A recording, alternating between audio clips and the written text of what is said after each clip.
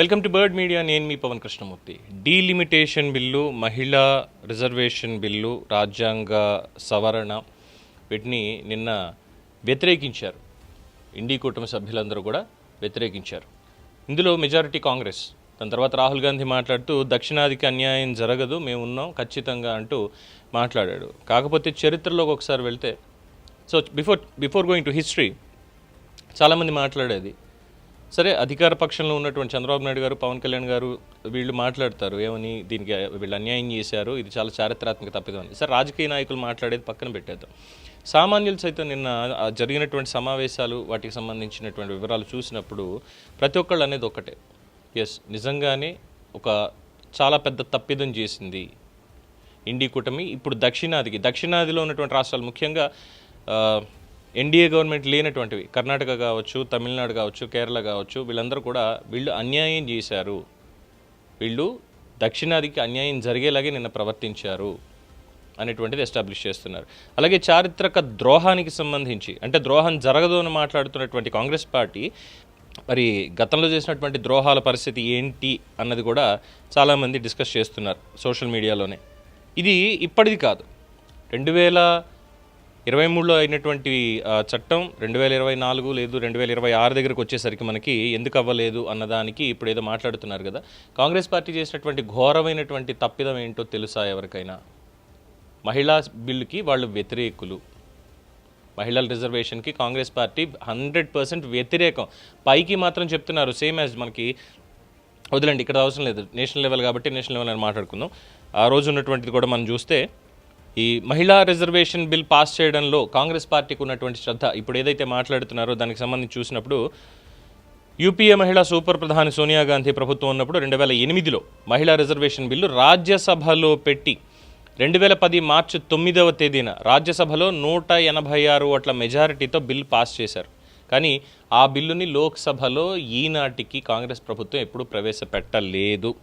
ప్రవేశపెట్టకుండా 2014 వరకు బిల్లు మీద కూర్చుని అది మురిగిపోయేట్లు చేశారు. ఎందుకు అనంటే, ఆ రోజు ఉన్నటువంటి మిత్రపక్షాలుగా ముఖ్యంగా లాలూ ప్రసాద్ యాదవ్, ములాయం సింగ్ యాదవ్, ఓవైసీ వీళ్ళందరూ కూడా మహిళా రిజర్వేషన్ బిల్లుకి బద్ధ వ్యతిరేకులు. ఆ రోజు బద్ధ వ్యతిరేకులు, ఇవ్వడానికి వీలు లేదు.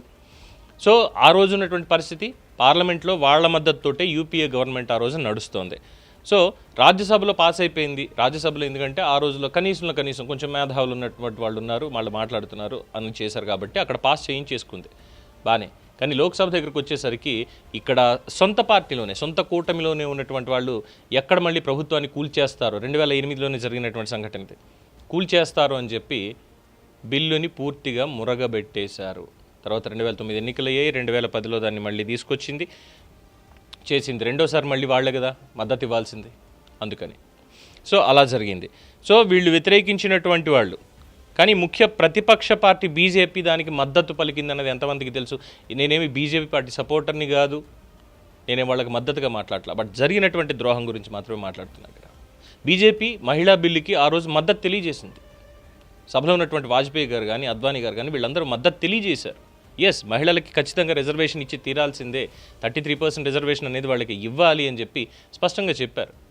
మేము బిల్లుని ఆమోదిస్తున్నాం, బిల్లుని స్వాగతిస్తున్నాం అని చెప్పారు. కానీ ఇప్పుడు వచ్చేసి 2023లోనే అయిపోయింది కదా, చేస్తే అయిపోతుంది కదా అని మాట్లాడేటువంటి వీళ్ళు పూర్తి సాధికారతతో ఆ బిల్లుని ప్రవేశపెట్టాలి, దాన్ని అమలు చేయాలి అనేటువంటి నేపథ్యం బీజేపీ తీసుకొచ్చినప్పుడు, ఈ డీలిమిటేషన్ కూడా చెయ్యాలి, జనగణన జరగాలి, నియోజకవర్గాల సరిహద్దులని మారతాయి, అప్పుడు ఇవన్నీ చేసిన తర్వాత మహిళలకి రిజర్వ్డ్ సీట్లు వాళ్ళకి ఉంటాయి అని చెప్తే ఇంకేముంది, దేశద్రోహం చేసేస్తోంది, దేశానికి ద్రోహం, ఏకంగా మొత్తం అందరికీ కూడా ద్రోహం చేసేస్తోంది అని చెప్పి కాంగ్రెస్ వాళ్ళు ఇప్పుడు మాట్లాడుతుంటే ఏమనాలి అంటున్నారు. అండ్ ఆఫ్టర్ దట్ సంస్కారం, దీని మీద కూడా గతంలో ఉన్నటువంటిది ఒకటి, అంటే వీళ్ళ సంస్కారం ఎలా ఉంటుంది కాంగ్రెస్ పార్టీకి, ఇప్పుడు ఉన్నటువంటి కాంగ్రెస్ పార్టీ ఎలా చెప్పాలో కూడా తెలియట్లేదు, బట్ ఆ మూలంలోనే ఏముంది అనేటువంటి చూసినప్పుడు పివి నరసింహారావు గారి మరణం, దానికి మించినటువంటి అవమానం ఇంకొకటి ఉండదు. అలాగే రాష్ట్ర విభజన తలుపులు మూసేసి చేశారు, తలుపులు మూసేసి చట్టంలో అనేక క్లాజులు ఇవన్నీ వదిలేసి, పెట్టాల్సినవి పెట్టకుండా వదిలేసి తలుపులు మూసి రాష్ట్రాన్ని విభజించారు. విభజన గురించి ఇక్కడ మాట్లాడలే, కానీ వాళ్ళు చేసిన పని గురించి మాత్రమే మాట్లాడేది, అది ఒకటైంది. సో ఇక్కడ పివి నరసింహారావు గారికి సంబంధించి మధ్యాహ్నం 1:50 హైదరాబాద్లో ఆయన పార్థివ దేహానికి దహన సంస్కారం మొదలుపెట్టారు, చితికి నిప్పు పెట్టారు. కానీ రాత్రి 11:30 దాకా ఆయన శరీరం సగం మాత్రమే కాలి అలా ఉండిపోయింది. కనీసం పట్టించుకునే నాథుడు లేడు. అంత గౌరవం ఇచ్చారు. మళ్ళీ తెల్లారి కొడుకులు వచ్చి పాపం చేసుకున్నారు. అంటే 1కి 2 సార్లు ఆయనకి దహన సంస్కారం చేయాల్సి వచ్చింది. అలా వదిలేశారు. గాంధీ భవన్లోకి రానివ్వలేదు. ఈ దేశ గతిని మార్చినటువంటి మహానుభావుడు ఆయన. ఈ దేశానికి సరికొత్త ఊపిరిలోదిన మహానుభావుడు ఆయన. అలాంటిది ఆయనకు అంత అవమానం చేసిన వాళ్ళు సంస్కారం గురించి మాట్లాడుతుంటే ఏం చెప్పుకోవాలి? అదొకటి. అండ్ ఆఫ్టర్ దట్ నేను యాక్చువల్లీ అసలు ఏం జరిగింది, ఏం చేశారు, ఎందుకని చెప్పి దక్షిణాదికి నిజంగా ఇప్పుడు అన్యాయం జరగబోతోంది. ఇది అడ్డుకోవడానికి లేదు. ఇది డెఫినెట్గా అడ్డుకోవడానికి ఎక్కడా లేదు. ఉన్న అవకాశాన్ని పాడు చేసుకున్నారు. ఏంటి అంటే జనాభా ప్రాతిపదికన కాకుండా ప్రతి రాష్ట్రానికి కూడా 50% ఇప్పటికి ఉన్నటువంటి సీట్లు 50% అదనంగా పెరుగుతాయి. దీనికి జనాభా ప్రాతిపదిక కాదు, ప్రతి ఒక్క రాష్ట్రానికి కూడా ఇదే రూల్ వర్తిస్తుంది అని చెప్పారు. దీంతో ఏమైపోయింది, 50% సీట్లు వస్తాయంటే ఇంకేముంది, యూపీ బీహార్ వీళ్ళకి చేతిలో పెట్టేసుకుంటారు, ఆ పక్కన ఉన్నటువంటి ఇంకోటి ఏదో పెట్టేసుకుంటారు, అక్కడ సీట్లు పెరిగిపోతాయి. వాళ్ళకి జనాభా నియంత్రణ చేసిందేమో మనం విచ్చలవిడిగా కన్నది వాళ్ళకి న్యాయం చేసుకోవడానికే, బీజేపీకి లబ్ధి చేసుకోవడానికే అని మొదలుపెట్టి మొత్తానికి అడ్డం పడిపోయారు. ఎందుకంటే సభలో 300 మంది, ఈవెన్ ప్రతిపక్షం నుంచి కూడా 300 మంది మొత్తం అంతా కలిపి బిల్లు పాస్ అవ్వడానికి ఓట్లు వేయాలి. కాబట్టి మొత్తం ఒకే దెబ్బకి వ్యతిరేకం అయిపోయారు. లేదు, కుదరదు, చేయడానికి వీల్లేదని. కానీ చేశారు. దీంట్లో ఉన్నటువంటిది ఏంటి, లోక్సభలో కాంగ్రెస్ అలాగే మిత్రపక్షాలు చేసినటువంటి అడ్డంకి వల్ల కలగబోయేటువంటి ప్రభావాలు ఏంటనేది చూద్దాం. ఇక్కడ ముందుగా మహిళా రిజర్వేషన్ 2029 ఎన్నికల్లో అమలు కాదా? Question mark. ప్రస్తుత రాజ్యాంగంలోని ఆర్టికల్ 334A ప్రకారం మహిళల రిజర్వేషన్ అమల్లోకి రావాలి అంటే ముందుగా 2023 బిల్లు అమలులోకి వచ్చిన తరువాత తొలి జనగణన పూర్తి అవ్వాలి, అంటే సెన్సస్ రిపోర్ట్స్. ఆ తర్వాత డీలిమిటేషన్, కాన్స్టిట్యుయెన్సీ పునర్విభజన జరగాలి. మోడీ ప్రభుత్వం తీసుకొచ్చినటువంటి 2026 రాజ్యాంగ సవరణ ఈ బిల్లులో ఈ షరతును మార్చి జనగణన పూర్తయ్యేదాకా వేచి ఉండక్కర్లేకుండా వెంటనే డీలిమిటేషన్ చేసి మహిళల రిజర్వేషన్ అమలు చేయాలి అని చెప్పి లక్ష్యంగా పెట్టుకుంది. కానీ మిత్రపక్షాలన్నీ అడ్డుపడడంతో కాంగ్రెస్ సంబంధించి 334A అలాగే కొనసాగుతూ ఉంటుంది. అందువల్ల ఈ 543 సీట్లలో 1/3 మహిళలకు కేటాయిస్తే సరిపోతుంది అనేది చట్టపరంగా సరైంది కాదు. జనగణన పూర్తయిన తర్వాత మాత్రమే అది సాధ్యపడుతుంది. అంటే 2027లో జనగణన స్టార్ట్ అవుతుంది, అయ్యేసరికి 2028 అవుతుంది, 2029కి ఎన్నికలు వచ్చేస్తాయి. ఈ మధ్యలో ఇంకా ఉండాల్సినటువంటి నియోజకవర్గాల పునర్విభజన ఇవన్నీ కూడా అయ్యేసరికి 29 కూడా ఎగిరిపోతుంది. మరి ఎప్పుడు చేయాలి బిల్లు అమలు? అంటే మహిళల బిల్లుకి డెలిబరేట్గా అడ్డం పడ్డటువంటిది కాంగ్రెస్ కూటమి పక్షాలు. అదొకటి. సెకండ్, డీలిమిటేషన్ మాత్రమే జరుగుతుంది. ఇక్కడ ఎలా ఉంది, ప్రస్తుత రాజ్యాంగ నిబంధనల ప్రకారం డీలిమిటేషన్ జరగడానికి ఉన్నటువంటి అవకాశాలను చూసుకుంటే ఆర్టికల్ 81 సబ్సెక్షన్ 1 ప్రకారం లోక్సభలో గరిష్ట సీట్లు 550. ఆర్టికల్ 81 సబ్సెక్షన్ 2 ప్రకారం రాష్ట్రాల జనాభా ప్రాతిపదికన సీట్లు సమానంగా ఉండాలి. ఆర్టికల్ 82 ప్రకారం 2026 తర్వాత జరిగే తొలి జనగణన ఆధారంగా సీట్ల పునర్విభజన తప్పనిసరి. అంటే 26లో జరగాలి, ఇప్పుడు కాదు, 27లో జరుగుతుంది. ఆల్రెడీ స్టార్ట్ అవుతుందని చెప్పారు. జనగణన కులగణన 2 జరుగుతాయన్నారు. 2 జరిగిన తర్వాత అప్పుడు మళ్ళీ ఎస్సీ నియోజకవర్గాలు ఎన్నున్నాయి, ఎస్టీ నియోజకవర్గాలు ఎన్నున్నాయి, ఈ విభజించిన తర్వాత, ఎందుకంటే సీట్ల పెంపుదల ఉంటుంది కదా, సీట్లు పెంచిన తర్వాత చూసుకుంటే దాని ప్రకారం తీసుకున్నప్పుడు ఖచ్చితంగా నార్త్కి ఈసారి ఎక్కువ సీట్లు వస్తాయి, మనకి ఇంకా తక్కువ ఉన్న సీట్లలోనే కోల్పోతాం. ఇప్పుడున్నటువంటి ఆంధ్రప్రదేశ్కు ఉన్నటువంటి 25 ఎంపీ సీట్లు, లేదంటే తెలంగాణకు ఉన్నటువంటి 17 ఎంపీ సీట్లు తీసుకుంటే, 18 ఎంపీ సీట్లు తీసుకుంటే మనం కోల్పోతాం. తెలంగాణకు 1, 2, 3 తగ్గుతాయి, ఆంధ్రప్రదేశ్ కూడా దగ్గర ఒక 3, 4 తగ్గుతాయి అంటున్నారు. ఈవెన్ జయప్రకాష్ నారాయణ గారు కూడా దీనికి సంబంధించి వాళ్ళు మాట్లాడుతూ ఇదే మాట అన్నారు. జనాభా ప్రాతిపదికన జరిగితే అక్కడ పెరుగుతాయి, మనకి పెరిగేటువంటి అవకాశం లేదు జనాభాతో పోలిస్తే అని.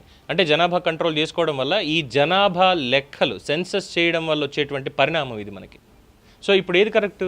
50% లిమిటేషన్ తోటి అందరికీ ఈక్వల్గా సీట్లు పెరగడం అనేది కరెక్టా? ఆర్ పూర్తిగా సెన్సస్ అయిపోయిన తర్వాత అప్పుడు మహిళా రిజర్వేషన్లు ఇవి కూడా అమలు చేసేటప్పుడు డీలిమిటేషన్ అయితే మనకి సీట్లు తగ్గడం కరెక్టా? దక్షిణాది మొత్తం తగ్గుతుంది, దక్షిణాది మొత్తానికి కూడా తగ్గుతాయి, ఎందుకంటే పాపులేషన్ వైజ్. సో ఏమవుతుంది? నష్టమే కదా జరిగేది. అప్పుడు నోరెత్తగలుగుతారా? మాకు ఇలా కుదరదు అని అంటే అప్పుడు బీజేపీ ప్రభుత్వం ఉందని అనుకుందాం. అప్పుడు ఏమంటారు? మేము ఫలానా తేదీన బిల్లు పెట్టాము, చర్చకు పిలిచాము, ఉన్నదంతా క్లియర్గా చెప్పాము, అయినా సరే మీరే అడ్డం పడ్డారు, ఇప్పుడు ఇంక చేయడానికి ఏం లేదు, ఉన్నది ప్రాసెస్ ప్రకారం చేస్తున్నాము, ఇదే ప్రాసెస్ అంటారు. నోరెత్తగలుగుతారా? ఎత్తలేరు. రోడ్డు మీదకి వస్తామంటారా? ఎవరు ప్రజలైతే రారు. ఎందుకంటే ఈరోజు అడ్డం పడ్డ వాళ్ళు రేపు వచ్చి మేము గొడవలు చేస్తాం మన గురించి అంటే నమ్మేది ఎవరు? ఎవరు నమ్మరు. అదొకటి. ఇక ఈ బిల్లు ఏం ప్రతిపాదించారు ఏంటి అనేది మనం ఒకసారి చూస్తే, ఈ బిల్లు ద్వారా మొత్తం సీట్లు 550 నుంచి 850కి పెంచడం, ఇది 2011 జనగణన ఆధారంగా డీలిమిటేషన్ చేయడం, కానీ రాష్ట్రాల ప్రస్తుత సీట్ల నిష్పత్తిని మాత్రం అలాగే కొనసాగించడం, దీన్ని కూడా అడ్డుకున్నాయి. ఇక 2027 ఏమవుతుంది? ఇప్పుడు జరగబోయేది ఏంటి, ప్రభావం పరిణామాలు ఏంటి అనేది మనం చూస్తే, 2027 జనగణన తర్వాత డీలిమిటేషన్ ప్రారంభమవుతుంది. మొత్తం సీట్లు 543గానే ఉంటాయి. పెంచే బిల్లు తిరస్కరించబడుతుంది. రాష్ట్రాలకి సీట్ల కేటాయింపు తాజా జనాభా ఆధారంగా మాత్రమే జరుగుతుంది. మన దగ్గర జనాభా లేరు, మనకి సీట్లు లేవు. అక్కడ జనాభా ఉన్నారు, వాళ్ళకి సీట్లు వచ్చాయి. అరిచి ముత్తుకుని లాభం ఏమిటి? ఇంకా తర్వాత చేయాల్సిన చోట పని చేయకుండా తర్వాత వచ్చే లాభం ఏముంది? ఇప్పుడు డెలిబరేట్గా ఇండియా కూటమి దక్షిణాది రాష్ట్రాలకి అన్యాయం చేసింది. ఆఫ్టర్ దట్ రాష్ట్రాలకి సీట్ల నిష్పత్తి తగ్గే అవకాశం ఉంది ఇందులో ఉన్నటువంటిది. ఇక మొత్తం ఓవరాల్గా చూస్తే 3 పాయింట్లు. కాంగ్రెస్ ఏం సాధించింది, కాంగ్రెస్ మిత్రపక్షాలు కలిపి ఏం సాధించాయి దీంట్లో అంటే, మహిళల రిజర్వేషన్ తక్షణ అమలు ఆగిపోయి 2034 లేదా అంతకంటే ఆలస్యం అయ్యే అవకాశం ఉంది యాజ్ ఫర్ ద సోర్సెస్. అంటే మహిళలకి చట్టసభల్లో 33% రిజర్వేషన్ అనేది మళ్ళీ కాంగ్రెస్ పార్టీకి ఇష్టం లేదు, అక్కడ ఆపేసింది. It's clear. సెకండ్, సీట్లు పెంచకుండా డీలిమిటేషన్ జరగడం. డీలిమిటేషన్ జరుగుతుంది, సీట్లు పెరగవు. దక్షిణాదికి ఉన్నటువంటి దక్షిణాది రాష్ట్రాల సీట్లకి రక్షణ గ్యారంటీ లేదు. అప్పుడేమో పెనమించి పొయ్యిలో పడేసింది, ఇప్పుడు పొయ్యిలోంచి తీసుకెళ్ళి డైరెక్ట్గా అగ్నిపర్వతంలో పడేసింది. ఇంక లేవడానికి లేదు, మాట్లాడడానికి లేదు, లోపల ఉడుకుపోవడమే. ఇది కాంగ్రెస్ చేసినటువంటి ద్రోహం. చరిత్ర నుంచి తీసుకుంటే ఇప్పటి వరకు కూడా మళ్ళీ అదే పంధాన్ని అనుసరించారు. పైకి మాత్రం వచ్చి మహిళా శక్తి, నారీ శక్తికి మేము వ్యతిరేకం కాదు అని మాట్లాడతారు, కానీ చేసినటువంటి పనులు ఇవి. అంత చిత్తశుద్ధే ఉంటే 2008లో ప్రపోజ్ చేసినటువంటి బిల్లు 2010లో ఆమోదింపజేసుకున్న రాజ్యసభలో 186 సీట్లతోటి అప్పుడే మహిళా రిజర్వేషన్ బిల్ చేసేసి ఉంటే 2011 సెన్సెస్ కల్లా నియోజకవర్గాల పునర్విభజన ప్రాపర్గా జరుగుండేది, మహిళలకు సాధికారత వచ్చి ఉండేది, చట్టసభల్లో ఉండేవాళ్ళు, అసెంబ్లీలో ఉండేవాళ్ళు. చేయలేదు. సో ఇక్కడ మహిళా ద్రోహి ఎవరు, దక్షిణాది రాష్ట్రాలకి ద్రోహం చేసింది ఎవరు, ఒకసారి ఆలోచించుకోవాలి. దీని మీద మీ అభిప్రాయం తెలియచేయండి. చూస్తూనే ఉండండి ది బర్డ్ మీడియా.